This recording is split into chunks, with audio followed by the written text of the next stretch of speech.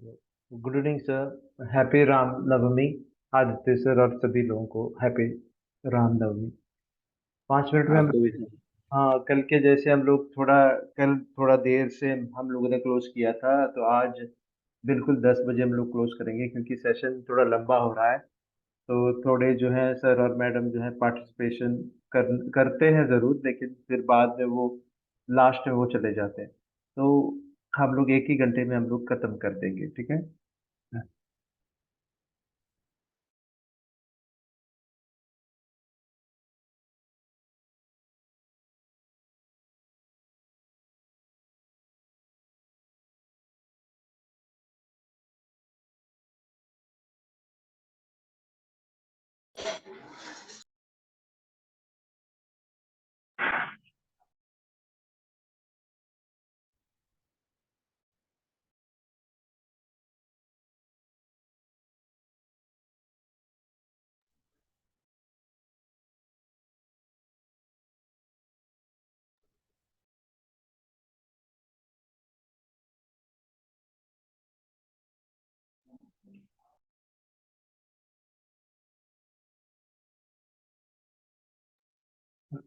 जो बैठे हुए हैं, कोई डाउट है तो मुझे पूछ सकते हैं, तब तक हम लोग जो है 5 मिनट में हमारा सेशन चालू करेंगे, ठीक है।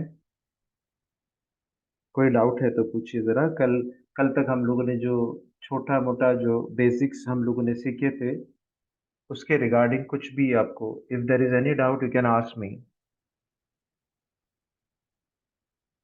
There are some folks who can only understand English, so it is very difficult to communicate both in English and Hindi.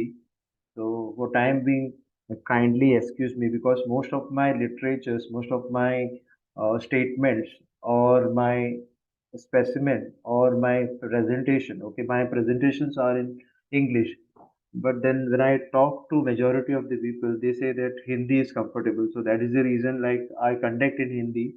So maybe like I have written everything in English, but when I speak, sometimes I go to Hindi mode. Okay, so because I cannot do both the things simultaneously, maybe it is possible for me, but for the crowd or participant, they might feel some discomfortness. That's the reason I continue with Hindi, and most of us understand Hindi very well. So kindly bear with me. Uh, Maybe like we can hold a session for English people, or for those who urge for English, we can. Okay. Otherwise, I can just continue with both the languages, like Hindi and English. So most of the time, as I told you, I have written everything. Every specimen is in English, so you can read it out. Okay, like over here you can see seasonality is the study of a market over time to establish if there is a regular and predictable. So regular means what? We know that the market has got some ups and downs for certain currencies, for certain commodities. There are some ups and downs, and there are some ups and downs pertaining to particular month. Okay, so maybe like we say, particular month has got a downfall in US dollars, particular month has got a uptrend in US dollars. So this is called as seasonality. Now, you should not take it for granted that this kind of result is going to happen over a period of time. Now, maybe maximum possibilities are there. We have seen 5 years data or 10 years data too. So that is the reason we have to stick on to this market seasonality. Whenever you analyze the market, you have to keep in your mind to just cross check with market seasonality with your current trend. Okay, the current trend has to be in place, plus the market seasonality will aid you in initiating the positions in a better way, okay, so that you can trade over the edge.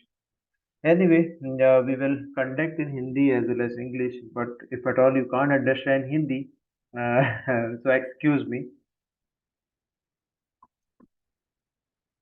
So do you have any doubt? If you have got any doubt, you can just raise on me. Maybe like some question pertaining to the basics. Okay, we have not covered at all the basic part, but as long as we are traveling towards the advanced mode, we need to understand the basics. Okay, first there are some days to cover the basics. Okay, we will spend around 3 to 4 days for the basics. Then we will be going through the candlesticks and the advanced mode, and then we will be going through the pro mode. Okay, wherein you'll be a trader later on. Okay, so am I audible to you? Sir, Yes, yes, sir. sir. Thank you. Thank you. There are some polls. They have requested me to speak in English. Okay, so I don't know uh, who are they and all. So maybe like you will be having some discomfortness, or some people over here might have some discomfortness, but we will continue in Hindi as well as English. Okay, my session, the moment I start in Hindi, I will be conducting only in Hindi. Okay, but there are some classes only for the English session. Like when I used to conduct for the Nigerians, for the Philippines, and for Singapore or Malaysian crowd. We used to we used to conduct only in English. So there we cannot utter a word of Hindi. But here it is like somewhat people might say that, oh my God, I can't understand anything. So that is the reason. So kindly excuse me. So we will wait for some time. If you can you just replay the slides of yesterday for just revision sake. Okay, Mehra sir. Okay, I'll just show you.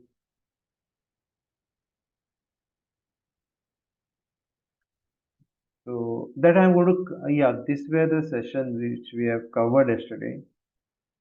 See, basically, you need to know about 8 currencies. Whenever you're planning to trade in currency pairs, you need to only know about these 8 currencies. What these 8 currencies are doing, okay? And what about the trend, okay? Maybe like Euro is in uptrend and GBP is in downtrend, AUD is in uptrend or NZD in downtrend. You have to enter into a book, or maybe a journal or a register, and you need to make a cheat sheet. Okay, you need to make a cheat sheet. So now you might be wondering, from where the data are going to come. You're going to get the data from, I will tell you about the data. Okay, I'll tell you about the data afterwards, not now. I will disclose from where you're going to get the data. Okay. चलिए अभी आज हम लोग चालू करते हैं। कल हम लोगों ने देखा था कि जब भी आप करेंसी पेयर में ट्रेडिंग करो तो आपने ये 8 करेंसीज के बारे में जानकारी जरूर रखनी है, ना कि करेंसी पेयर के बारे में। और जैसे मैंने कहा था कि करेंसी पेयर को कभी भी प्यार ना करें करके, ये भी मैंने बताया था।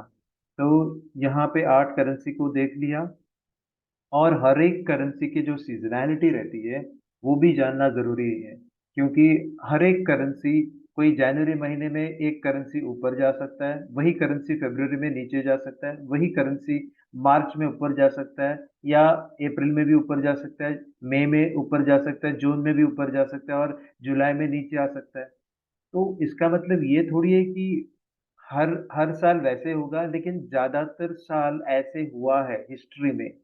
तो इसीलिए मार्केट सीजनैलिटी को जानना जरूरी बनता है। ओके, सीजनैलिटी जैसे कि मैंने कहा is the study of a market over time to establish if there is a regular, regular का मतलब क्या है, जो आम तौर पे ऐसे हो रहा है, और एंड प्रेडिक्टेबल चेंज, मतलब हम लोग प्रेडिक्ट कर सकते हैं कि इस तरीके से वो चेंज हो सकते हैं करके। तो कोई कैलेंडर ईयर में ऐसा होता है। तो हम लोगों ने वो भी देख लिया कि एक चार्ट देख लिया, इस पैटर्न को देख लिया। और जहां तक मैंने ये जो डेटा निकाला है, देखिए यूएस डॉलर्स का डेटा देखिए सर, यूएस डॉलर इंडेक्स का डेटा देखिए। तो पिछले 10 साल में हम लोगों ने जो डेटा देखा है, तो हम लोग को ये जानकारी मिल रहा है पिछले 10 साल से, जो इस महीने में, कौन सा महीना है ये तो अक्टूबर नवंबर, ये सितंबर। देखो एक मिनट, हाँ, मेरा चार्ट दिखाई नहीं दे रहा है। ओके, देखो पिछले 10 साल से एवरेज अगर देखा जाए, तो पिछले 10 साल से एवरेज देखा जाए तो यूएस डॉलर सितंबर में गिरता हुआ नजर आ रहा आता है। सितंबर में यूएस डॉलर गिरता हुआ नजर आता है। वही चीज बोलूं मैं अगस्त में, अगस्त में चढ़ता हुआ नजर आता है। इसका मतलब क्या हो गया, अगस्त में यूएसडी कैड चढ़ेगा, यूएसडी जेपीवाई चढ़ेगा, यूएसडी सीएचएफ चढ़ेगा, एयूडी यूएसडी गिर सकता है, जीबीपी यूएसडी गिर सकता है, क्योंकि यूएसडी जो है यहाँ पे कोट करेंसी है, इसीलिए वो गिरेगा यहाँ पे, सॉरी गिरेगा, क्योंकि यहाँ पे तो सर यूएस डॉलर चढ़ रहा है, यहाँ पे यूएस डॉलर चढ़ रहा है। तो ये देखना है कि जहाँ पे हेलो ग्रीन। सर। हाँ, हेलो, बोलिए सर। हेलो बोलिए ना सर। सर। सर ये MT4 और MT5 के बारे में कुछ थोड़ा सा बताते सर, क्या डिफरेंस है दोनों के बीच में, क्योंकि कुछ हाँ, कैंडिडेट लोग का सवाल भी था ये। मैं बता रहा हूँ। एम टी फोर में और MT5 में खास करके कोई डिफरेंसेस नहीं है। सिर्फ एग्जीक्यूशन में थोड़ा फास्ट हो जाता है, और उसमें मॉडर्न टेक्नोलॉजी, जैसे कि हम लोग MT4 में एग्जीक्यूट करने के लिए थोड़ा दिक्कत हो जाती है। और दूसरी बात क्या है, सिर्फ 5% पॉपुलेशन MT5 का इस्तेमाल कर रहे हैं, और अभी तक 95 मतलब 95% लोग MT4 क्यों इस्तेमाल कर रहे हैं, उसका मेन वजह ये है कि एक्सेसिबिलिटी हो गया है, वो जो एक एडिक्शन हो गया है। और खास करके जो इंडिकेटर और सॉफ्टवेयर जो बना के रखे हैं, वो सबसे ज्यादा बना के रखे हैं सिर्फ और सिर्फ MT4 के लिए। MT5 एक ऐसा एक टूल है जो फास्ट एग्जीक्यूशन हो जाता है, फर्स्ट चीज। दूसरा, पाइथन का जो लैंग्वेज से ये मतलब कोडिंग जो बनाना बनाना है, वो कोडिंग इजीली बन सकता है। MT5 का कोडिंग फास्ट और इजी बनता है।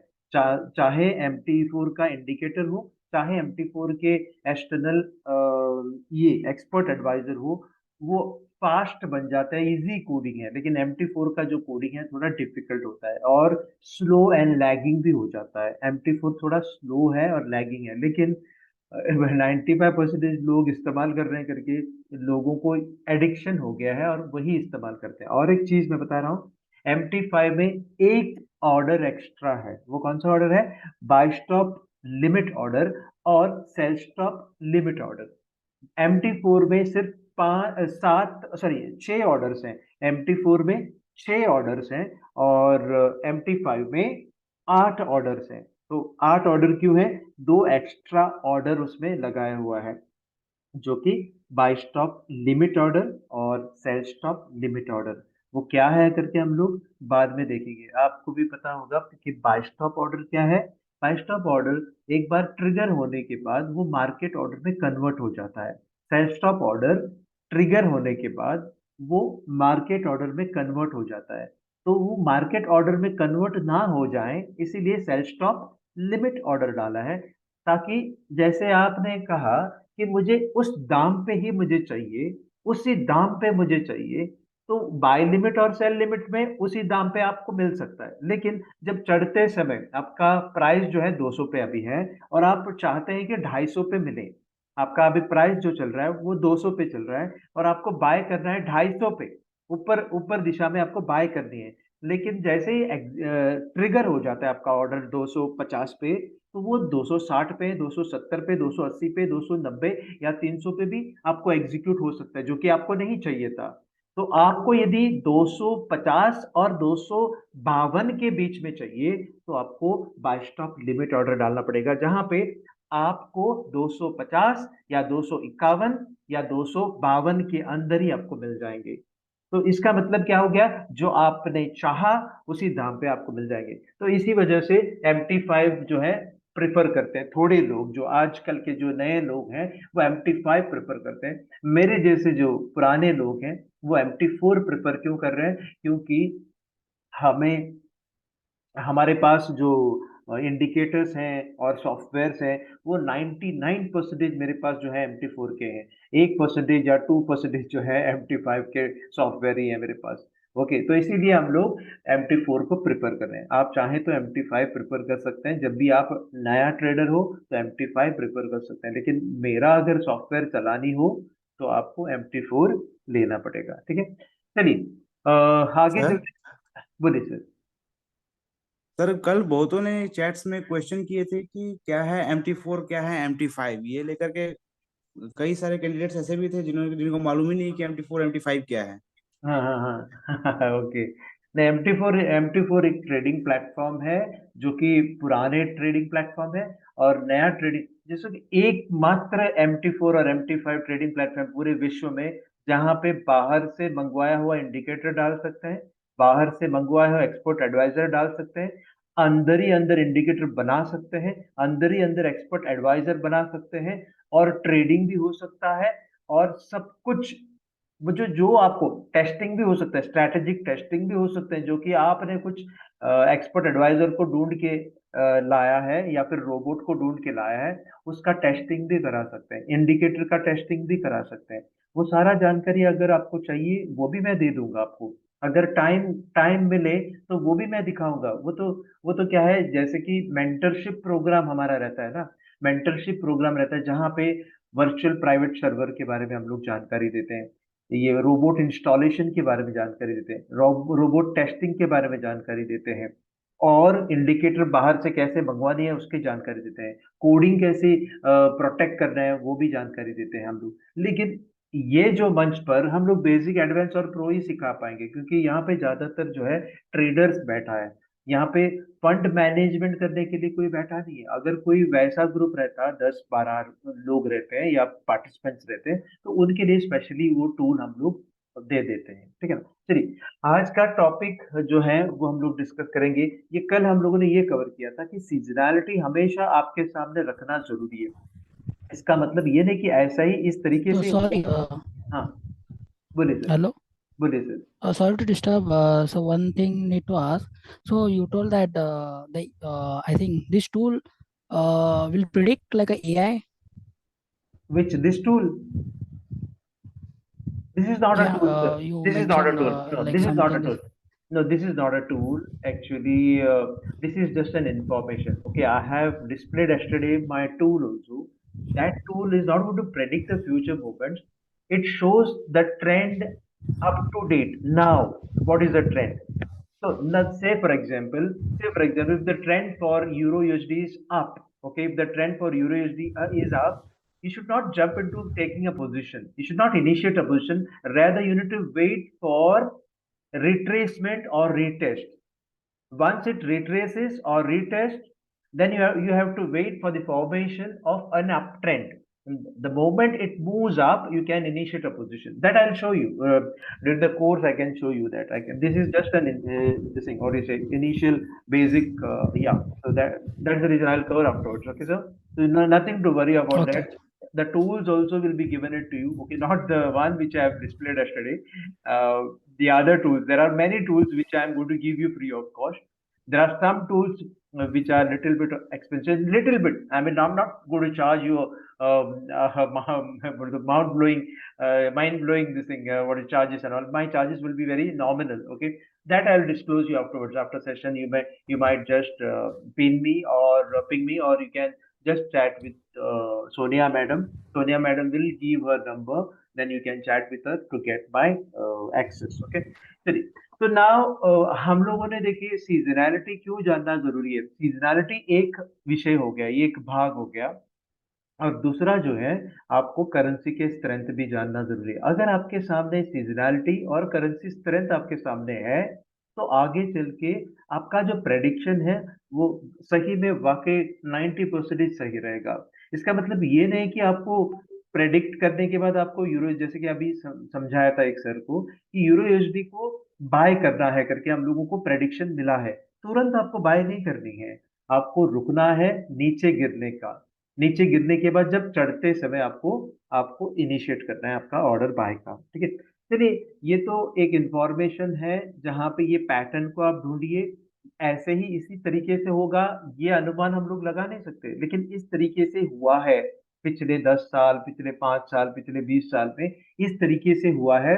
जो ऑस्ट्रेलियन डॉलर में हो या ब्रिटिश पाउंड में हो या कैनेडियन डॉलर में, आप नोट करके ले सकते हैं कि इस तरीके से ये हुआ था। लेकिन don't take it for granted, इसी तरीके से होगा आगे, ये हमें पता नहीं है, ठीक है ना।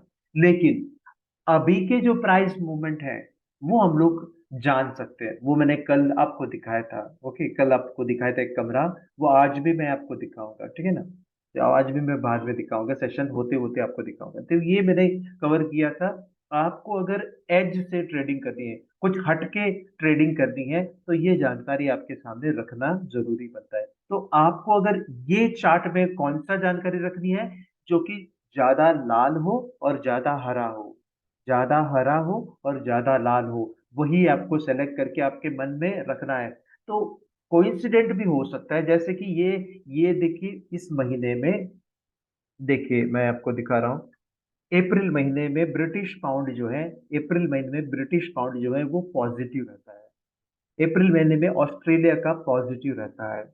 तो वजह कुछ तो रहेगा, क्या वजह रहेगा? क्योंकि वहां पे टूरिज्म बढ़ सकता है, एम्प्लॉयमेंट बढ़ सकता है, लोगों की जो जीडीपी, तो कम जो प्रोडक्शन का जीडीपी बढ़ सकता है, फार्मिंग का जीडीपी बढ़ सकता है, गोल्ड का रिजर्व बढ़ सकता है, या कुछ भी ऐसे चीजें होते होंगे, साइकिल, ऐसा एक साइकिल आता होगा जहां पे अप्रैल महीने में ऑस्ट्रेलियन डॉलर को इंटरेस्ट मतलब डिमांड आ जाता है, ऑस्ट्रेलियन डॉलर के पीछे डिमांड आ जाता है, ब्रिटिश पाउंड के पीछे डिमांड आ जाता है। इसका मतलब आप क्या करोगे, एयूडी यूएसडी को यहाँ पे अप्रैल में ज्यादातर आपको बाय का पोजीशन मिल जाता है।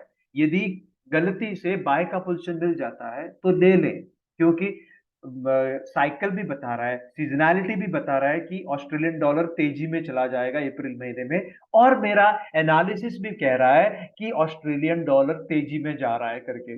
वो कैसे एनालिसिस? 15 मिनट का एनालिसिस, आधे घंटे का एनालिसिस, आवरली का एनालिसिस, 4 आवरली का एनालिसिस, डेली का एनालिसिस, वीकली का एनालिसिस बता रहा है, ये बता रहा है कि ऑस्ट्रेलियन डॉलर तेजी में जा रहा है। तो आपको तेजी में जा रहा है करके भी पता चला, सीजनैलिटी भी तेजी में जा रहा है करके पता चला, और कुशनिंग पे भी आ गया, रिटेस्ट के लिए भी आ गया, नीचे थोड़ा आ गया, और आप अभी देख रहे हैं कि जब ऊपर जाएगा तभी मैं एयूडी यूएसडी या AUD CAD, AUD CHF, AUD JPY, ऐसे कोई भी जोड़ी है जो एयूडी के साथ है उनको मैं बाय कर लूंगा करके।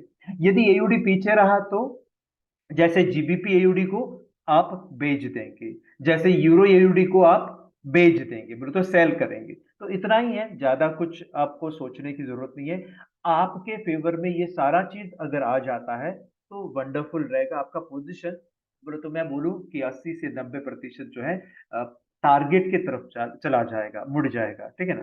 तो ये जो डेटा है वो कहीं से भी आपको मिल सकता है, ठीक है ना, ये डेटा कहीं से भी मिल सकता है। आपको क्या करना होगा, सीजनैलिटी, मार्केट सीजनैलिटी करके सर्च करना होगा। अभी सर्च करके बैठिए, बता आप मार्केट सीजनैलिटी करके आप ये अपना गूगल में आप सर्च कीजिएगा, तभी आपको ये मिल जाएंगे। तो आपको क्या करना होगा, ये जर्नल पे ये फोटो निकाल के जर्नल पे चिपका के रखना है, ताकि आपका जो ट्रेडिंग स्टाइल में कहीं भी गलती ना हो, ठीक है। ये एक तरीका हो गया आपका पैसा बचाने का। दूसरा तरीका क्या है, ट्रेंड को एनालिसिस करना। यही ट्रेंड अगर लाइव में मिल रहा है तो मैं एयूडी एनजेडी या AUD USD, AUD CAD, AUD CHF, AUD JP में मैं बाय कर दूंगा, और जीबीपी एयूडी में मैं सेल करूंगा, और यूरो एयूडी में सेल करूंगा, क्योंकि ये तेजी जा रहा है, ये तेजी में जा रहा है। तब ये हो सकता है मंदी जा रहे हैं, या हो सकता है वो स्टैग्नेंट रहे, ये हो सकता है स्टैग्नेंट रहे। ये भी मैंने दिखाया था कल,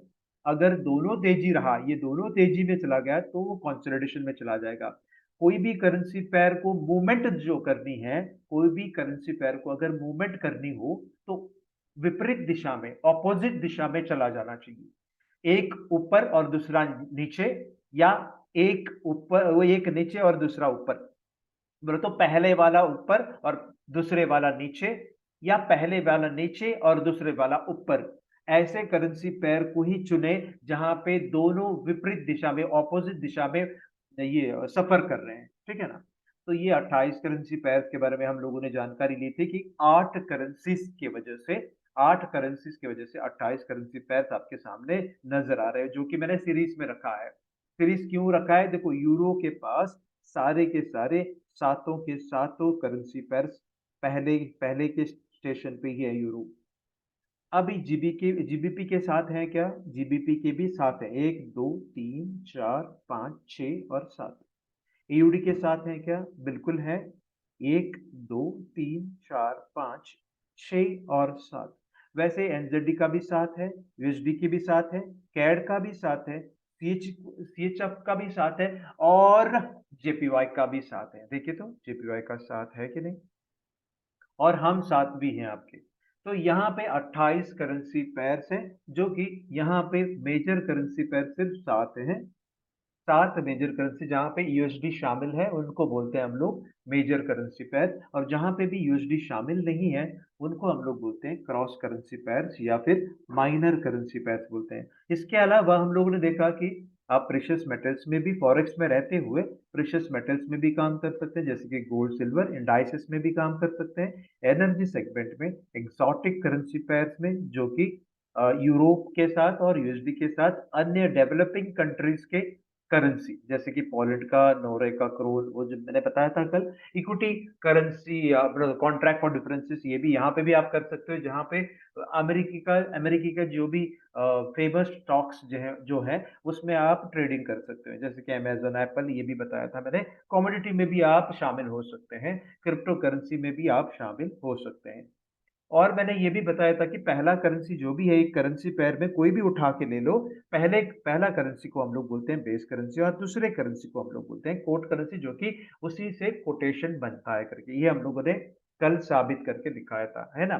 तो यूएसडी जेपीवाई में यूएसडी जो है बेस करेंसी और जेपीवाई जो है कोट करेंसी, और जेपीवाई के कोटेशन हम लोग देते हैं। कल भी एक उदाहरण के तौर पे यूरो यूएसडी का उदाहरण के तौर पे कैसे वो लैंडिंग होता है, how we land at a price, okay, that we have cross checked by calculating euro rate divided by USD rate, so we have landed with 1.08 whatever the rate was।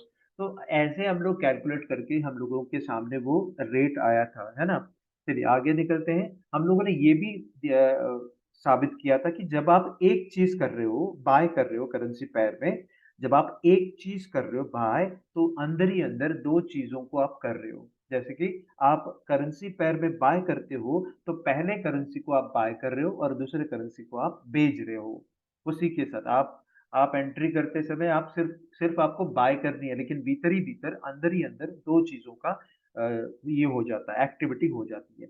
जैसे ही आप सेल करते हो, when a trader who wants to sell the euro USD pair would be selling European euro and simultaneously उसी वक्त उसी पल आप US dollars को आप खरीद रहे हो, ठीक है ना।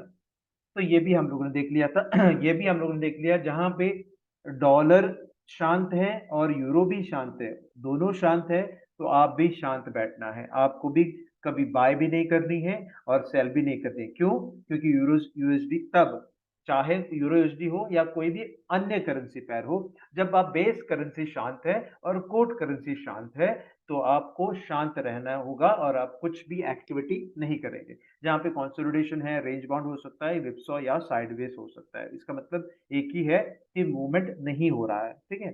तो एक और उदाहरण हम लोगों ने देख लिया था अप ट्रेंड का। अगर यूरो यूएसडी अप ट्रेंड में जाएंगे तो कब जाएंगे? जबकि यूरो ऊपर जा रहा रहता है। जब यूरो ऊपर जाता है, जब यूरो ऊपर जाता है और यूएसडी जब गिरता है, देखिए ध्यान रहे, जब यूरो ऊपर जा रहा है और उसी वक्त अगर गलती से उसी वक्त अगर यूएस डॉलर्स नीचे जा रहा है, तो आपको जो है यूरो यूएसडी में आप बाय कर सकते हैं। कब कब बाय करनी, मैंने वो भी बताया था, तुरंत बाय नहीं करनी है, कुशनिंग पे बाय करना है। जैसे कि मैं आपको दिखाता हूँ, मेरा आवाज आप तक आ रहा है ना? Yes sir. देखो क्वेश्चनिंग का मतलब, thank you very much sir. तो क्वेश्चनिंग का मतलब, आप तो जब ये डेटा आपके सामने जब रहता है ना सर, डेटा जब ये सामने रहता है ऐसे, जब यूरो ऊपर और यूएस डॉलर्स नीचे, ये जब ये डेटा जब रहता है ना सर आपके सामने, तब आपका जो प्राइस यहाँ पे रहेगा, क्या आप यहाँ पे बाय करोगे? बिल्कुल नहीं, आपको यहाँ पे नहीं बाय करनी है, आपको रुकना है, नीचे गिरेगा, वो आपको डराने के लिए नीचे गिरेगा, यहाँ पे पहला बाय करना है। यहाँ पे जब ये जोन कटेगा, यहाँ पे आपको बाय करनी है, और निश्चित रहिए यहाँ तक वो 80% चला जाएगा। कितना प्रतिशत? 80% इस जोन में वापस चला जाएगा, क्योंकि इन लोगों को न्याय देने के लिए चला जाएगा बाजार। आप सही हैं तो आप सही हैं तो बाजार 80% आपके रास्ते में चले जाएगा, लेकिन आप गलत है तो सिर्फ 20% आपके तरफ जाएगा, 80% आपके खिलाफ रहेगा बाजार। तो आपने यहाँ पे बाय लिया था जरूर, ओके, गलती से आपने यहाँ पे बाय कर ली, गलती से मतलब भागते हुए गाड़ी में चढ़े। आप लाइफ में जब आप सोचते हैं ना, अरे मैं तो ना भागते हुए ट्रेन में मैं ऐसे यूं ही चढ़ देता हूँ, भागते हुए ट्रेन में मैं ना बम्बे बम्बे में, दिल्ली में लोकल ट्रेन में भागते हुए ट्रेन में मैं ऐसे ही चढ़ देता। वो तो प्लेटफॉर्म में हुआ, वो तो प्लेटफॉर्म में हुआ। उनको बोलिए कि 120 रफ्तार से जो ट्रेन जा रहा है, 120 रफ्तार से जो ट्रेन जा रहा है, उसमें चढ़ के दिखाया करके। वो बोलेगा सॉरी सर, ये होगा ही नहीं।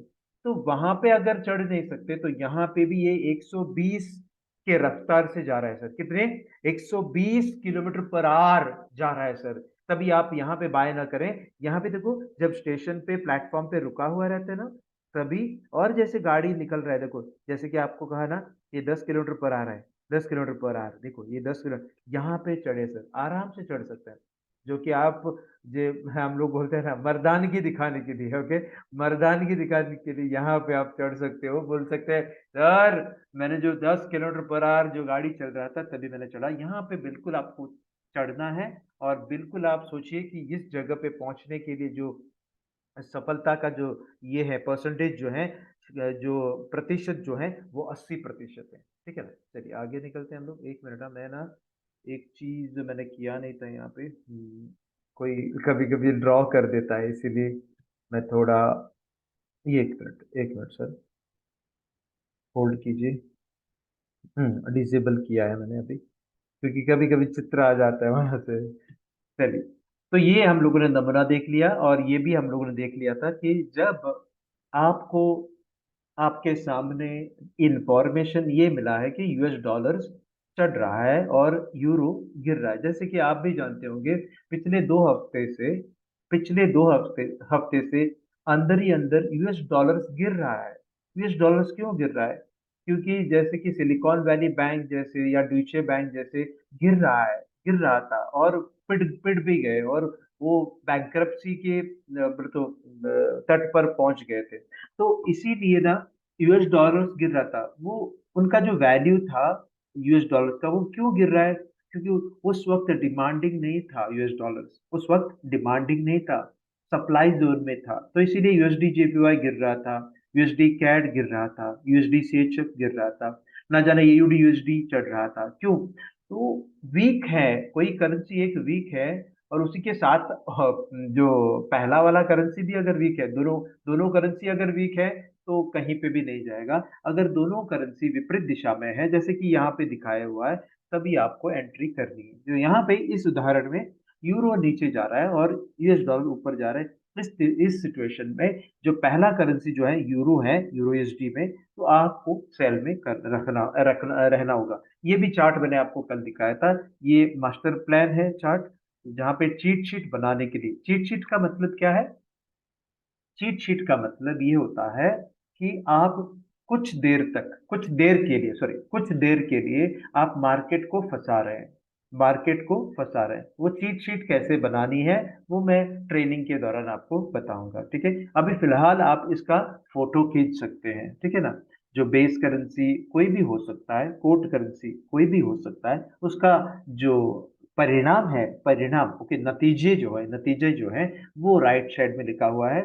और लेफ्ट साइड में बेस करेंसी का नतीजा, बीच में जो है कोट करेंसी के नतीजे, और अंतिम में करेंसी पैर के नतीजे क्या हो सकता है, वो भी मैंने लिखा हुआ है। लेकिन लोगों को अक्सर ये प्रॉब्लम होती है कि ये करेंसी के जो डेटा है वो कहाँ पे मिलेगा करके, वो तो मैं बताऊंगा ट्रेनिंग के दौरान। ठीक है, आप बैठिए, तो आराम से बैठिए, मैं ट्रेनिंग के दौरान सब कुछ आपको बताऊंगा, लेकिन बेस हम लोग कवर करेंगे। ठीक है, चलिए आगे निकलते हैं हम लोग।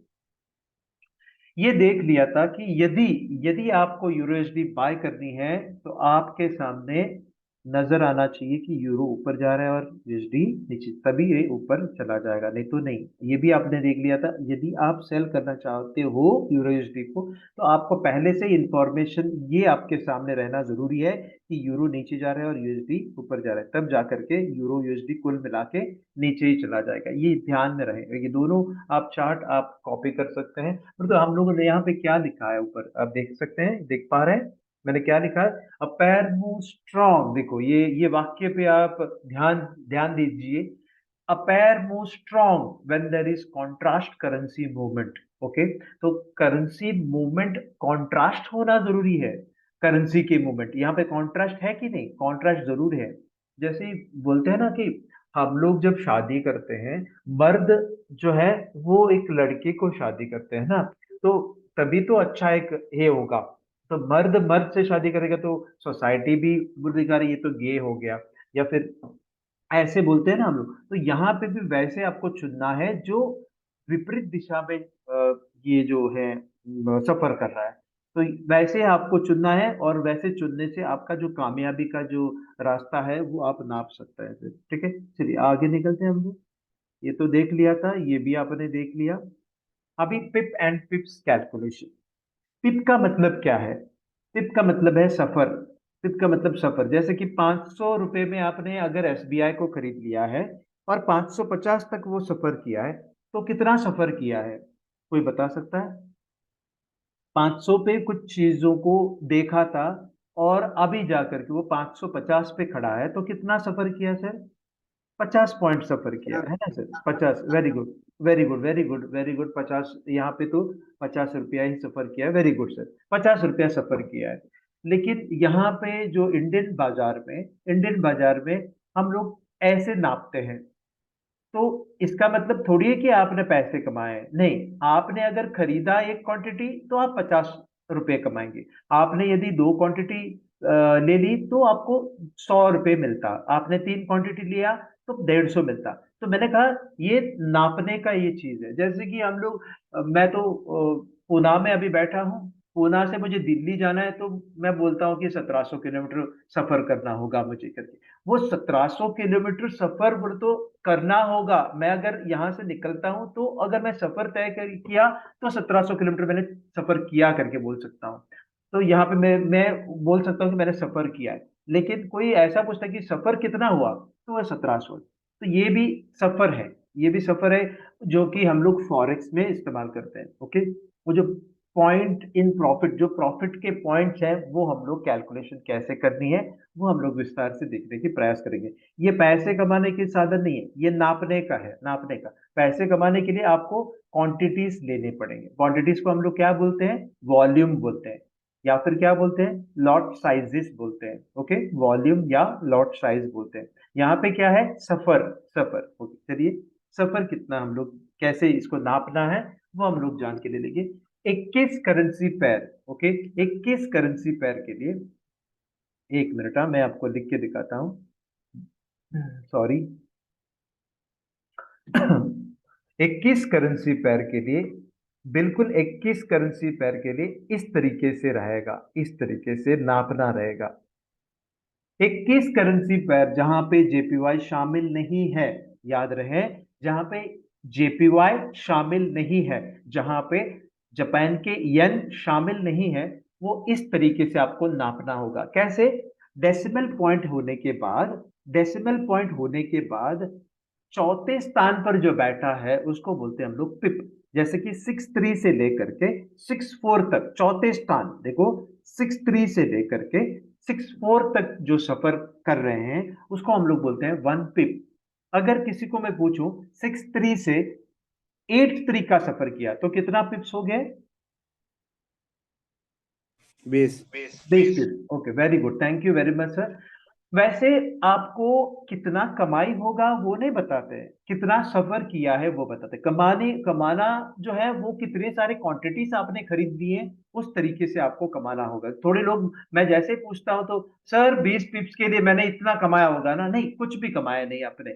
आपने कुछ क्वांटिटी लिया ही नहीं तो कैसे कमाएंगे आप? क्वांटिटी के बारे में हम लोग ज्यादा बाद में ज्यादा डिस्कस करेंगे। तो यहाँ पे चौथे स्थान पर जो बैठा है सर, मैं विस्तार से क्यों बता रहा हूँ, सॉरी, क्योंकि थोड़े जो पार्टिसिपेंट्स हैं वो पहले बार बैठ रहे हैं, इसीलिए मैं विस्तार से बता रहा हूँ। सॉरी, थोड़े कम्युनिटी के लिए थोड़ा गुस्सा भी आ सकता है। ओके, तो 63 से लेकर के 64 का सफर 1 है। तो जैसे एक सर ने बताया 63 से 83 का जो सफर है वो होता है 20 पिप्स। तो थोड़े लोगों को ये भी ख्याल आ जाता है, ये पांचवें स्थान पर कौन बैठा है? ये पांचवें स्थान पर कौन बैठा है? ये इसको बोलते हैं हम लोग पिपेट्स। इसको बोलते हैं हम लोग पिपेट्स, जो कि स्प्रेड में जब कैलकुलेशन करनी हो, जब जब आप ट्रेडिंग करते हो तो स्प्रेड का कैलकुलेशन जब करनी हो तो वो स्प्रेड स्प्रेड में वो पिपेट्स के भी काम आ जाता है। लेकिन यहाँ पे जब हम लोग नापते हैं कितना फायदा हुआ वो हम लोग सिर्फ पिप से कैलकुलेट करते हैं। हालांकि 10 पिपेट्स का मतलब एक पिप है, 10 पिपेट्स का मतलब एक पिप है ना। 100 पिपेट्स का मतलब 10 पिप्स हैं, तो वो बाद में आपको समझ में आ जाएगा। तो मैंने जैसे कहा था सर, 21 करेंसी पेयर्स के लिए जहां पे जेपीवाई शामिल नहीं है तो चौथे स्थान पर पिप्स खड़ा है। ओके, और जहां पे जेपीवाई शामिल है, जहां पे जेपीवाई शामिल है, जहां पे भी जेपीवाई शामिल है, तो पॉइंट होने के बाद, डेसिमल पॉइंट होने के बाद दूसरे स्थान पर जो बैठा है उसको बोलते हैं हम लोग पिप। तो 82 से लेकर के 83 तक जो सफर रहा वो 1 पिप हो गया। 82 से 85 3 पिप हो गए, 3 पिप्स हो जाएंगे। Okay, so this is how we calculate the pips. Okay, चलिए हम लोग आगे निकलते हैं इसको हटाते हुए। और आगे ना मैं पिपेट्स के बारे में भी यहाँ पे लिखा हूँ। देखो 5वें स्थान पर जो बैठा है वो पिपेट बोलते हैं हम लोग, पिपेट। ओके, यहाँ पे तीसरे स्थान पर जो बैठा है यूएसडी में, जहाँ पे भी यूएसडी जेपी सॉरी जहाँ पे भी जेपीवाई शामिल है, जहाँ पे भी जेपीवाई शामिल है वहां पे तीसरे स्थान पर जो है डेसिमल पॉइंट होने के बाद तीसरे स्थान पर जो बैठा है उसको बोलते हैं हम लोग पिपेट्स। और दूसरे स्थान पर पिप, यहाँ पे चौथे स्थान पर पिप, 5वें स्थान पर पिपेट्स। ओके, चलिए आगे निकलते हैं। ये आप पता नहीं, आप स्क्रीनशॉट लेने हैं चाहते हैं तो स्क्रीनशॉट ले सकते हैं, या फिर आप कॉपी करके आप आपके जो है लिख के भी लिख सकते हैं। मैं क्वालिटी टाइम हमेशा देता हूँ, जबकि मेरा पहले बार जब भी प्रेजेंटेशन रहता है तभी मैं क्वालिटी टाइम देता हूँ लिखने के लिए या सुनने के लिए या कहने के लिए, बताने के लिए, सब कुछ मैं क्वालिटी टाइम देता हूँ। लेकिन जब मैं रिवीजन लेता हूँ तभी मैं फास्ट चला जाता हूँ। ठीक है, चलिए यहाँ पे इस मॉडल में आपको सब कुछ मिल जाएगा। जैसे कि मैंने कल भी एक चीज या परसों मैंने एक चीज को दोहराया था। लोग अक्सर मुझे बोलते हैं कि अभी एसबीआई का करंट मार्केट प्राइस 500 पे खड़ा है करके। कभी भी करंट मार्केट प्राइस 500 पे बिल्कुल खड़ा नहीं रह पाएगा। कभी भी 500 पे प्याज नहीं खड़ा रहता है, कभी भी 500 पे या 30 रुपए पे कभी भी प्याज खड़ा नहीं रहता है। प्याज या आलू 30 रुपए में खड़ा नहीं रहता है। अगर आप बार्गेन करना ही रहता है ना, तो बेचने वाले 30 बोलते हैं, वो तो सही है 30 है करके आप खरीद रहे हैं। जब बेचने वाले 1000 बोल रहे हैं तो 1 किलो आलू का भाव 1000 रुपया है, तो आप खरीदोगे क्या? वहां पे तो आप बार्गेन करोगे। तो यहाँ पे 30 रुपया आपको आप मायने नहीं रखते हैं, आप सोचते हैं कि 30 रुपये ही तो है, वो तो बाकी के लोग भी 30 रुपए में बेच रहे हैं। लेकिन मायने कब रखता है? जब बाजू वाला 35 में बेचता है और दूसरा जो बंदा जो बैठा है वो 30 रुपए में बेच रहा है। क्वालिटी सेम है, सेम क्वालिटी आलू है, बाजू में बैठा है वो 35 में बेच रहा है, और एक जो भाई साहब है वो 30 रुपए में बेच। आप कहाँ पे जाओगे? वो 30 रुपए जो बेच रहा है वहां पे जाओगे, या फिर आप 35 रुपए के पास चले जाओगे तो आप क्या बोलोगे? मुझे 30 रुपए में देता है तो दे दो, नहीं तो मैं लेता नहीं हूँ आपसे। तो यहाँ पे भी करंट मार्केट प्राइस में दो प्राइस रहते हैं, एक बिड प्राइस रहता है और एक आस्क प्राइस रहता है। आपको यदि खरीदना हो, देखिए सुनना, गौर से सुनना, आपको यदि खरीदना है तो इस दाम पे ही खरीदना है, आपको यदि बेचना है तो इस दाम पे बेचना है। समझ में आ रहा है ना आपको? आप यदि खरीदना चाहते हो तो महंगे दाम पे आपको खरीदना है, आप यदि बेचना चाहते हो तो सस्ते दाम पे बेचना है। तो यही है उसूल हमारे फॉरेक्स मार्केट का, या कोई कमोडिटी मार्केट का, या कोई ये एक्सचेंज रिलेटेड मार्केट जो कि एनएससी बीएससी मार्केट में यही होता आ रहा है। तो बिड प्राइस और आस्क प्राइस भी रहता है। और ये यहाँ पे क्या लिखा है मैंने? पहला करेंसी बेस करेंसी, यहाँ पे कोट करेंसी। और ये डिफरेंस जो है, ये जो डिफरेंस कितना है, ये पिप है, कितना डिफरेंस है? 2। और इसको हम लोग बोलते हैं स्प्रेड। यहाँ पे स्प्रेड कितना है पता है आपको? 20 पिपेट्स है, 20 पिपेट्स। स्प्रेड कैसे लिखता है? पिपेट्स में लिखता है, तो 20 पिपेट्स लिखना रहता है यहाँ पे, वो गलती से 2 पिप्स लिख के रखा है। ओके, इस स्लाइड में वैसे लिखा है, तो 2 पिप्स। आपने कभी भी 2 देखा तो वो 20 पिप्स है। जब भी स्प्रेड आप देखते हो, लोग अक्सर बोलते हैं मेरा जो ये फॉरेक्स ब्रोकिंग हाउस है ना, वो स्प्रेड बहुत कम लगाते हैं। तो पूछते हैं अक्सर लोग कितना है आपका, वो बोलता है 2 है। जब आप चेक करने के लिए जाते हो तो वो 20 रहता है। दिखने में वो 2 रहता है लेकिन वो 20 रहता है। चलिए, ये स्लाइड में आपको सारा चीज आपको समझ में आ जाता है। चलिए, पिप्स एंड पिप्स कैलकुलेशन के पास चले जाते हैं। पिप्स का मतलब क्या है? पिप का मतलब परसेंटेज इन प्रॉफिट या फिर प्राइस इंटरेस्ट पॉइंट। हम लोगों को लॉस करने का इंटरेस्ट कितना है और या गेन करने का, कितना पॉइंट में गेन करेंगे और कितने पॉइंट आप खोने के चक्कर में है, वो आपको जानकारी यहाँ पे मिलेगी।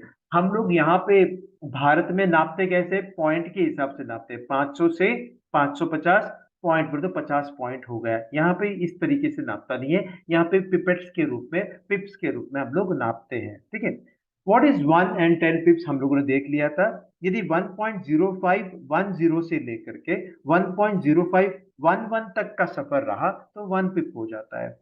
यदि ये 10 से लेकर के 20 तक का सफर रहता है तो 10 पिप्स रहता है। Fourth digit after the decimal point and for JPY pair second digit after the decimal point, ये हम लोगों ने जानकारी ली थी पहले। तो इसका मतलब क्या है? यदि आप यूरो यूएसडी में ट्रांजैक्शन कराना चाहते हो तो अभी जो रेट है वो 1.08 है। तो चलिए, जो जब भी मैंने ये स्लाइड बनाया था तभी 1.0510 था।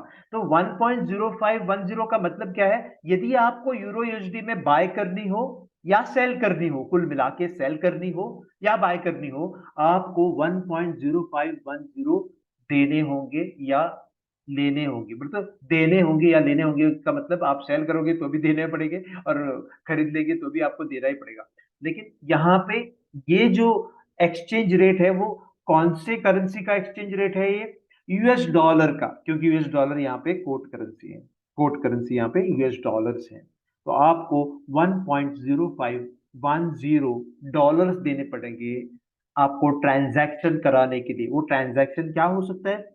What does it mean when we give 1.0510 US dollars? We get to trade into Euro USD. To trade into Euro USD का मतलब क्या है? आप बाय कर सकते हो या सेल कर सकते हो।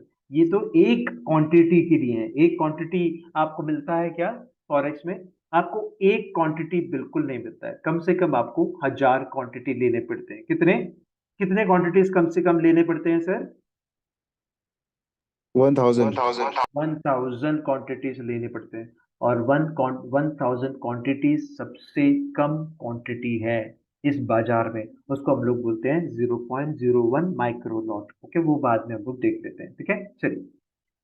तो lot size for currency pairs, मैं बोल रहा हूँ यहाँ पे करेंसी पेयर का लॉट साइज। ओके, बाकी बाकी कोई भी नहीं, कोई भी इंडाइसिस नहीं, कोई भी कमोडिटी नहीं है।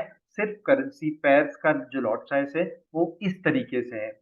जो 0.01 का जो लॉट साइज अभी हम लोगों ने जो चर्चा किया था वो सबसे कम वाला लॉट साइज है। वो एक्चुअली आपके प्लेटफॉर्म में 1000 यूनिट्स करके दिखाएंगे नहीं, सिर्फ 0.01 करके आपके जो ट्रेडिंग प्लेटफॉर्म में दिखेगा, सिर्फ 0.01 करके।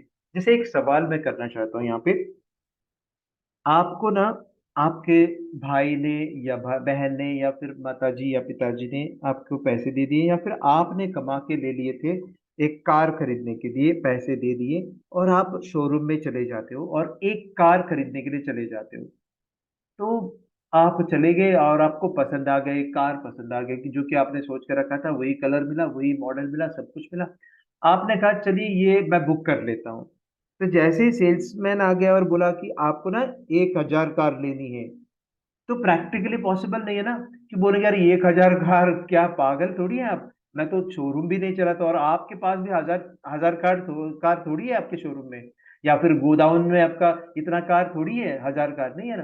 तो वहां पे अगर आप 1000 कार नहीं लेते हो तो यहाँ पे क्यों बार बार 1000 कार ले रहे हैं? तो यहाँ पे भी जब भी आप एकदम माइनर पोजीशन जब आप लेते हो, कम से कम पोजीशन आप लेते हो, तो वो 1000 क्वांटिटी है। आप जानते हो क्या 0.01 का जो पोजीशन है जब आप लेते हो 0.01 पोजीशन, आप जानते हैं क्या कितना कितना डॉलर का वो चीज है करके? कोई बता सकता है मुझे? मैंने जैसे कहा था आपको 1 पॉइंट, जैसे कल कल कैलकुलेट किया था 1.08 कितना तो 70 कुछ था रेट। ओके, आप बता सकते ये एक इतना सारा क्वांटिटी लेने के लिए आपको कितना पैसे देने पड़ते हैं, कितने डॉलर्स देने पड़ते हैं? कोई बता सकते हैं यहाँ पे? It's $1,000. बराबर, exactly correct, exactly correct sir. 1087.0, exactly 1.1087 dollar. इसका मतलब देखिए 1087 देने पड़ेंगे, लेकिन आपको लिवरेज के मदद से, आपको लिवरेज के मदद से वो हो सकता है $3 में मिले, या हो सकता है $6 में मिले, या हो सकता है $10 में मिले। वो आपको लिवरेज जो इस्तेमाल कर रहे हैं उस तरीके से आपको ये सस्ते में मिल जाता है। इसका मतलब थोड़ी है कि आपने $3 का माल खरीद लिया है, आपने $1087 का माल $3 में ले लिया है, जो कि आपको इंटरेस्ट भरना नहीं है, कोई लोन नहीं लिया है। ये ब्रोकिंग हाउस आपको दे देता है आपका जो है लालच बढ़ाने के लिए। ब्रोकिंग हाउस क्यों देते हैं? आपका लालच बढ़ाने के लिए, ताकि आप ज्यादा 0.01 0.01 0.01 0.01 0.01 लेते लेते लेते लेते रहोगे, आपका पैसा बर्बाद हो जाएगा। और कंपनी क्या करोगे? उस बर्बादी का इंतजार करते हैं, क्योंकि वो चाहते हैं कि स्प्रेड ज्यादा, तो ज्यादा या ऐसे तो ट्रेडिंग करने से उनको ज्यादा पैसे भी मिल सकता है, कैसे? कमीशन के रूप में। तो आपको क्या करना होगा? आपको मनी मैनेजमेंट के भीतर रहते हुए करना होगा। तो मनी मैनेजमेंट में बताऊंगा, कल कल मैं मनी मैनेजमेंट के बारे में बताऊंगा, जहां पे कितना लॉट साइज लेनी होगी, जबकि आपके पास कितने रुपए होंगे, तो कितने डॉलर्स होंगे तो कितना ले सकता है। तो ध्यान रहे, आपको सस्ते में माल मिल रहा है, लेकिन वो सस्ता नहीं है, वो महंगा है, ठीक है ना? यही चीज यदि आप मिनी लॉट लेते, तो यहाँ पे माइक्रो लॉट कहाँ से कहाँ तक है? 0.01 से लेकर के 0.09 तक ये माइक्रो लॉट है, जो कि ये 9000 यूनिट्स है, 9000 यूनिट्स है। और मिनी लॉट 0.1 से लेकर के, तो 10,000 यूनिट से लेकर के 0.99 तक, बोला तो 99,000 यूनिट्स। और स्टैंडर्ड लॉट का मतलब ये है कि 1 लाख यूनिट से लेकर के 1 लाख, बोलते एक ही लिखते हैं। जब आप ट्रेडिंग करते हो तो एंट्री कैसे करोगे? आप सिर्फ वन करोगे। बोलते हैं लोग, अक्सर मुझे बोलते हैं, मैंने तो एक ही लिया था, एक ही स्टैंडर्ड लॉट लिया था, एक क्वांटिटी लिया था। वो एक क्वांटिटी नहीं है सर और मैडम, ये एक क्वांटिटी नहीं है, वो is equal to 1 lakh unit है, 1 लाख यूनिट है।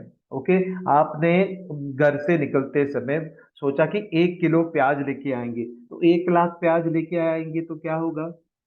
ना घर वाले लेंगे आपको, या ट्रक, 4-5 ट्रक तो चाहिए 1 लाख किलो ले करके आने के लिए। तो वैसे बिल्कुल ना करें। आपके जिंदगी में कैसा हो जाता है, वैसे ही आपको ये मार्केट में भी लेनी होगी। एक स्टैंडर्ड लॉट बहुत हो जाता है। अगर एक स्टैंडर्ड लॉट लेनी है, तो कम से कम आपके ट्रेडिंग अकाउंट में आपके कम से कम होने चाहिए $10,000, कम से कम।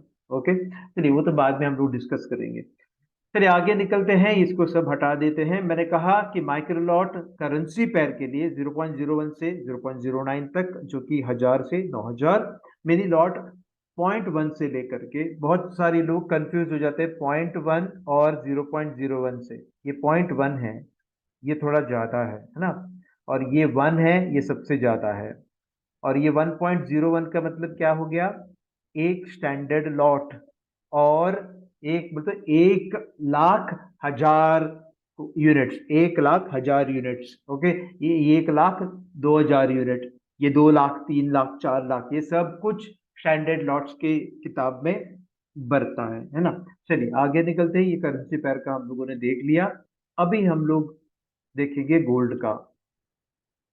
गोल्ड देखिए, सबसे बड़ी बात ये गोल्ड में आता है, गोल्ड अक्सर लोग ना इसको नजरअंदाज करके खेलते हैं, है ना? गोल्ड एक डेंजरस प्राणी है, यहाँ पे हमारा दुश्मन है गोल्ड हमेशा।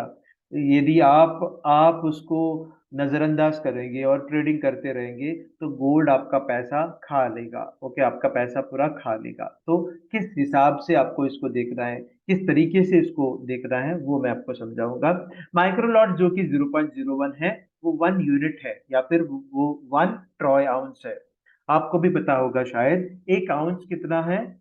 पता है कोई किसी को 1 आउंस कितना है? 1 आउंस का मतलब है 28 दशमलव, लगभग 28.5 ग्राम होता है ना? 28.5 ग्राम होता है आउंस, 1 आउंस। और 1 ट्रॉय आउंस का मतलब 31 ग्राम, 0.1 ग्राम। बोले तो 31 ग्राम ही पकड़िए, 31 ग्राम। आप जाके सोचिए सर, एक बार सोचिए, 31 ग्राम 0.01 माइक्रोलॉट का मतलब वो 31 ग्राम सोना है। 31 ग्राम का मतलब 3 तोला है। हम लोग मराठी में 3 तोला बोलते हैं, पता है नहीं हिंदी में कैसे बोलते हैं। मराठी में हम लोग 3 तोले बोलते हैं, और हमारे जो मलयालम में 8 ग्राम के लिए 1 पवन बोलते हैं। और पवन तो इंग्लिश लैंग्वेज हो गया, वो पवन बोला तो इंग्लिश है, 8 ग्राम के लिए 1 पवन बोलते हैं हम लोग। ओके, तो 31 ग्राम सोना जब आप लाइव लेते हो कोई दुकान से, तो कम से कम 4 घंटे आप बिताते हो दुकान पे। लेकिन यहाँ पे फॉरेक्स में आते ही ऐसे जो चने के जैसे या मूंगफली के जैसे आप खरीद के बैठते हो, तो बिल्कुल आप वैसे करना नहीं है। आपको इसको इज्जत के साथ खरीदना होगा। ओके, इज्जत के साथ खरीदना होगा ताकि आप बहुत सारे पैसे कमा सकते हैं। समझ में आ रही है मेरी बातों को? 1 ट्रॉय आउंस का मतलब है 31.1 ग्राम, और 0.02 का मतलब लगभग 62 ग्राम्स हो गए। ये 0.03 का मतलब लगभग 93 ग्राम्स हो गए। तो इस तरीके से वो 0.09 तक जो है माइक्रोलॉट है, और 0.1 मिनी लॉट है। ये कितना ग्राम हो गया? 311 ग्राम। और ये एक स्टैंडर्ड लॉट, बहुत सारे लोग एक स्टैंडर्ड लॉट लेते हैं, वो कितना है? 3 किलो 110 ग्राम। 3 किलो 110 ग्राम। आप सोचिए सर, 3 किलो 110 ग्राम या 3110 ग्राम लेने के लिए कम से कम आपको 5 दिन लगेंगे दुकान से खरीदने में। क्योंकि आप सोचेंगे अरे कौन देख रहा तो नहीं है, कौन, जब मैं 3 किलो लेके जाता हूँ कोई चोर तो देख नहीं रहा है, कोई चालाक जो नजर रख नहीं रहा है, तो वो आप सोचेंगे। लेकिन फॉरेक्स में आते ही ना सब कुछ भूल जाते हो, सब कुछ नजरअंदाज करके आप वन स्टैंडर्ड लॉट, मेरे भाई ने कहा है वन स्टैंडर्ड लॉट लेके खेलो करके, मेरे दोस्त ने कहा वन स्टैंडर्ड लॉट खेलो करके, मेरे रिश्तेदार ने कहा अरे आप क्यों माइक्रो लॉट में खेल रहे हो, आप स्टैंडर्ड लॉट लेके जैकपॉट लगा लो ना सर। जैकपॉट लगा सकते हो जब आपने जैकपॉट कमाया हो तो। जैकपॉट जैसे कमाई की, आपने $1 लाख कमाया है, तो जाकर के आप जो है ना वन स्टैंडर्ड लॉट आप लेके बैठ सकते हो, नहीं तो नहीं। ओके, चलिए आगे निकलते हैं। आपको समझ में आ गया sir? Hello. Yes, sir. Yes, sir. Yes, sir. Okay, तो गोल्ड के लिए माइक्रो लॉट यस सर। और मिनी लॉट और स्टैंडर्ड लॉट अलग है। कोई सवाल है तो मुझे पूछ सकते हैं, पूछिए तो। इस रिलेटेड कोई सवाल है तो पूछ सकते हैं। ओके, चलिए आगे निकलते हैं हम लोग। 1 मिनट, एक सवाल आ गया है। यस, आ गया है। ओके, क्या सवाल आ गया है सर, आप पूछिए तो। मेरे ख्याल से समझ आ गया होगा। ओके, सॉरी सॉरी, समझ आ गया करके बोला होगा। ओके, चलिए आगे निकलते हैं। तो उसी तरीके से हम लोग सिल्वर में देख लेते हैं। सिल्वर में 0.01 का मतलब, 0.01 का मतलब वो 50 ट्रॉय आउंस है। 50 ट्रॉय आउंस का मतलब 1555 ग्राम है। आप सोचिए सर, 1.5 किलो, 1.5 किलो ये सिल्वर है। आप लेते हैं क्या वैसे 1.5 किलो जाके, अरे 1.5 किलो दे दो भैया, पैकअप कर लो भैया, ऐसे करके बोलते हैं क्या? नहीं, इज्जत के साथ आप बोलते हो मुझे ना 1555 ग्राम चाहिए। वो एक एक ग्राम आप उठा के बोलोगे मुझे ना सर 1555 ग्राम चाहिए। तो मुझे ये क्यों चाहिए आपको? शादी है या क्या चाहिए? बर्तन चाहिए या क्या चाहिए? वो बोलेगा नहीं, मुझे ना ये एक बढ़िया सा नेकलेस चाहिए। तो कितना देर लगेगा खरीदने के लिए? कितना देर लगेगा? कम से कम 4 घंटे या 5 घंटे बिताओगे। लेकिन फॉरेक्स में आते ही 0.01 ऐसे ही मूंगफली जैसे आप खरीदते हो वैसे करना नहीं है। ठीक है, चलिए मिनी लॉट साइज 0.1 का मतलब 500 यूनिट है, और सिल्वर के लिए वन स्टैंडर्ड लॉट का मतलब 5000 यूनिट है। और ये यूनिट आपको कहाँ से मिलता है? तो थोड़े लोग मुझे पूछते हैं कि ये कहाँ से मिल जाता है, मुझे यूनिट मिलता ही नहीं, कहाँ से मिलता है?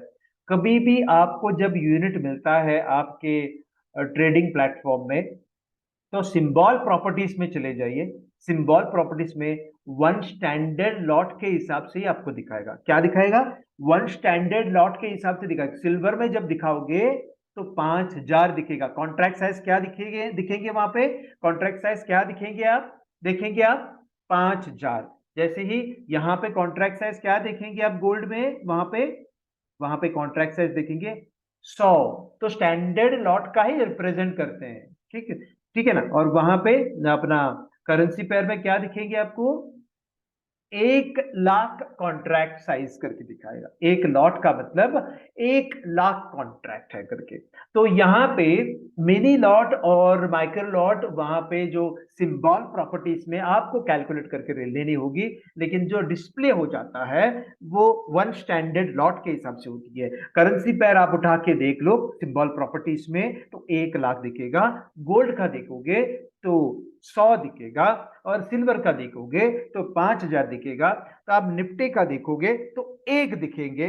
जो जैसे कोई भी सिंबल प्रॉपर्टीज में आप चले जाओ वो स्टैंडर्ड लॉट के लिए लिखा हुआ रहता है, कितना स्टैंडर्ड लॉट के लिए लिखा हुआ रहता है, वो ध्यान में रहना जरूरी है, नहीं तो आप कंफ्यूज हो जाओगे।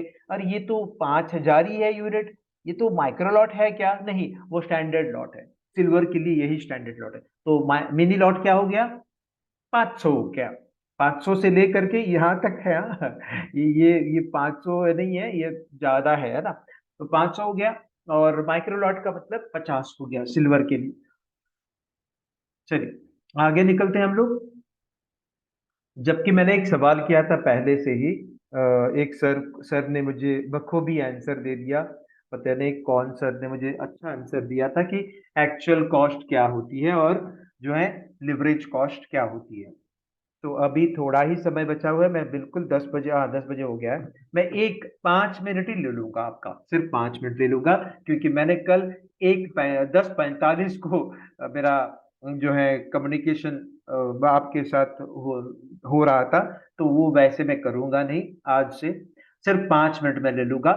एक्चुअल कॉस्ट, यदि आप सोचते हो कि मैं ना मेरे पैसे से मैं खरीद लूंगा, मैं अपने पैसे से ही खरीद लूंगा, तो आपको यदि आपके पैसे से ही कुछ चीजों को खरीद लेंगे, जैसे कि एक उदाहरण के तौर पे मैं यूरो यूएसडी जब वो 1.2020 पे सफर कर रहा था, तभी अगर मेरे एक्चुअल पैसे में लगा के एक माइक्रोलॉट लेने की कोशिश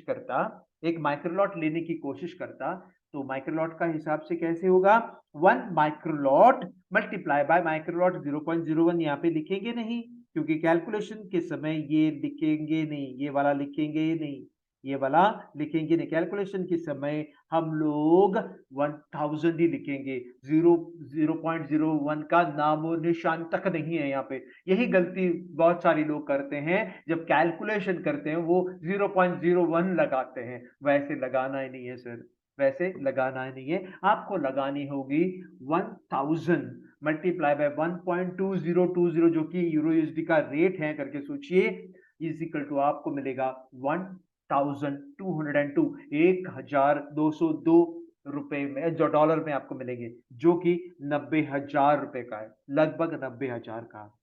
लेकिन यही चीज यदि लिवरेज के इस्तेमाल करने से कम दाम आपको भरना पड़ेगा, वो कितना दाम भरना पड़ेगा आपको, same position using leverage of 1:400, इसका मतलब क्या है, आपका $1 और ब्रोकिंग हाउस ने आपको लिक्विडिटी प्रोवाइडर से $400 आपके खाते में डाल के दे दिए हैं। यदि यदि आपने एग्जीक्यूटेड पोजीशन ले ली, तो आपने कुछ पोजीशन ले ली, तो आपको बाय डिफॉल्ट पहले से ही तय करके रखना होगा आपको कि 1:400 लेनी है या 1:200 लेनी है या 1:500 लेनी है या 1:1000 लेनी है, वो आपको तय करना होगा। लेकिन मेरी तरफ से मेरा तजुर्बा ये है कि 1:400 लेने से बहुत बेहतरीन रहेगा, या 1:500 लेने से भी बेहतरीन रहेगा। एक पॉलिश ट्रेडर जो होती है, पॉलिश ट्रेडर जो अच्छा ट्रेडर जो रहता है, वो क्या करता है पता है आपको, 1:25 देता है। कितना, वो बोलता है कि मुझे ज्यादा नहीं चाहिए, मुझे सिर्फ ब्रोकिंग हाउस से या लिक्विडिटी प्रोवाइडर से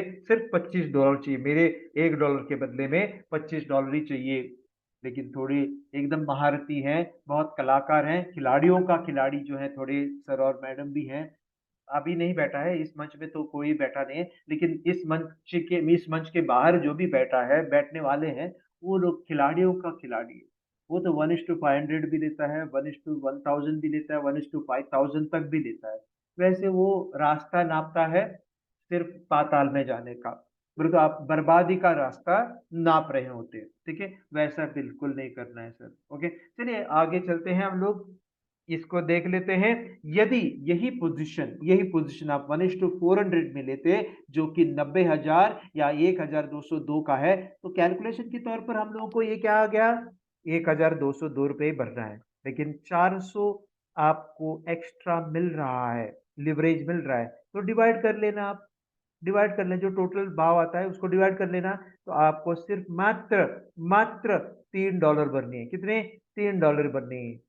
इसका मतलब 225 कहाँ रहा, 90,000 का माल, और आपको सिर्फ 225 ही भरना है। ध्यान रहे। और थोड़े कलाकार हैं जो कि बोलते हैं मुझे 1:1000 चाहिए, बिल्कुल ना ले, क्योंकि आपको लालच के चक्कर में आप सोचेंगे मेरा तो ना पैसा इतना ही चला गया है, एक ही डॉलर, लगभग $1.2 ही चला गया है, तो मैं क्यों इंतजार करूं, मैं बार बार लेता रहूंगा, मैं बार बार 0.01 लेता रहूंगा। ये बर्बादी का रास्ता है। ओके, ये बिल्कुल ना करें, 1:1000 बिल्कुल ना करें। ज्यादा से ज्यादा ये सही है, और ज्यादा से ज्यादा ये भी सही है। ओके, 1:500 बस। ये यहाँ पे कोई दिक्कत आ रही है आपको? कोई भी अगर चाहता है कि एक्चुअल में पैसे भर के 90,000 में ट्रेडिंग करनी है, तो कभी भी आप हारोगे नहीं, 100% आप जीत जाओगे। लेकिन यदि लिवरेज के साथ आप काम करना चाहते हो, तो आप जो है इस तरीके से काम करना है, मनी मैनेजमेंट के तहत में भीतर रह के आपको काम करना होगा। कोई डाउट है इसमें, बता सकते हैं मुझे। फिर इसी के साथ हम लोग यहाँ का जो सेशन है वो वाइंड ऑफ करेंगे। ओके, और कल मिलते हैं हम लोग। मेरा आवाज क्लियर आ रहा था आज? Yes sir. Thank you. कोई डाउट है? Yes, sir. कोई डाउट है तो मुझे पूछ सकता है। ओके, कोई नहीं रहेगा। Okay, Rohan Rikame sir, thank you very much. Okay, thank you, और good night. Good night sir. Thank you sir, good good night. Night, good night, good night sir ji. Good night sir, good night sir.